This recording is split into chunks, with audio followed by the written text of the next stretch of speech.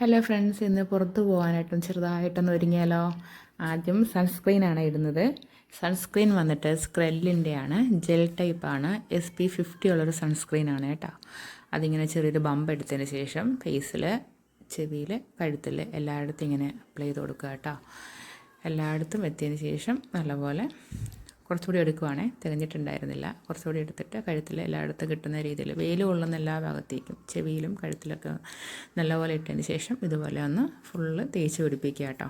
നല്ലപോലെ കഴുത്തിലും ചെവിയിലൊക്കെ ഒന്ന് തേച്ച് പിടിപ്പിച്ച് കഴിഞ്ഞാൽ ഇപ്പോൾ തന്നെ ഒരു മാറ്റം വന്നിട്ടുണ്ട്. സൺസ്ക്രീൻ ഇട്ടപ്പോൾ തന്നെ ഒരു മാറ്റം വന്നിട്ടുണ്ട് അല്ലേ ഫേസിൽ.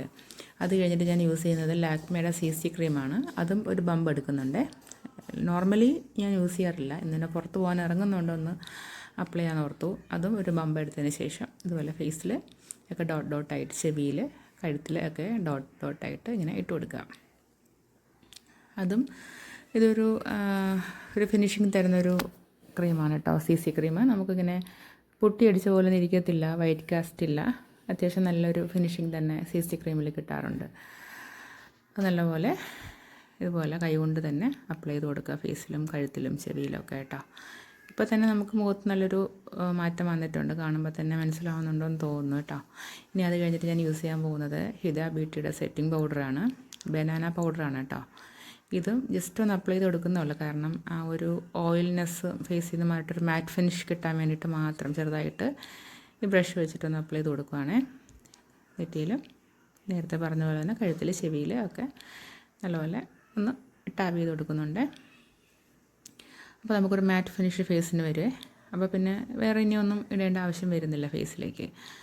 ഇനി അത് കഴിഞ്ഞിട്ട് ഐബ്രോസ് ഒന്ന് ഫില്ല് ചെയ്യുകയാണ്. ഐബ്രോസ് ഫില്ല് ചെയ്യാനായിട്ട് സിസ് ബ്യൂട്ടിയുടെ തന്നെ ഒരു ഐബ്രോ ഫില്ലിംഗ് പൗഡറാണ് എടുക്കുന്നത്. ബ്രഷ് അതിൻ്റെ കൂടെ കിട്ടിയതല്ല, അത് നൈക്കയുടെ കൂടെ കിട്ടിയതാണ്. നൈക്കയുടെ പൗഡർ കഴിഞ്ഞപ്പോഴാണ് ഞാൻ സിസ് ബ്യൂട്ടിയുടെ ഐബ്രോ ഫില്ലിംഗ് പൗഡർ മേടിച്ചത്.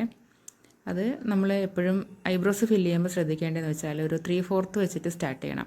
എൻഡിൽ നിന്ന്, നമ്മുടെ തുടക്കത്തിൽ നിന്ന്, പുരുകത്തിൻ്റെ തുടക്കത്തിൽ നിന്ന് ഫില്ല് ചെയ്ത് കൊടുത്തു കഴിഞ്ഞാൽ എന്താ ചെയ്യുകയെന്ന് വെച്ചാൽ അതൊരു ആർട്ടിഫിഷ്യാലിറ്റി ലുക്ക് വരും. നമ്മൾ 3/4 അങ്ങ് തുടങ്ങിക്കഴിഞ്ഞാൽ പ്രശ്നമില്ല, അത്യാവശ്യം നല്ല ഫിനിഷിങ്ങിലിരിക്കും, ആർട്ടിഫിഷ്യാലിറ്റി തോന്നത്തുമില്ല. നമ്മുടെ ഒരു പുരുകത്തിൻ്റെ കട്ടി അനുസരിച്ച് കൂട്ടോ കുറയ്ക്കുകയൊക്കെ ചെയ്യാം കേട്ടോ. പിന്നെ ഉള്ളത് ലാക്മേയുടെ തന്നെ ഐലൈനറാണ് അപ്ലൈ ചെയ്യാൻ പോകുന്നത്. അത് ഞാൻ കണ്ണാടി നോക്കിയിട്ടാണ് അപ്ലൈ ചെയ്യുന്നത്. കുറച്ച് സമയം എടുക്കുമല്ലോ, നോക്കി വരച്ചില്ല എന്നുണ്ടെങ്കിൽ അത് ഫുൾ സ്പ്രെഡാവും. അതുകൊണ്ട് ഞാനൊരു കുഞ്ഞ് കണ്ണാടിയും കൂടി എടുത്ത് വെച്ചിട്ടുണ്ട്.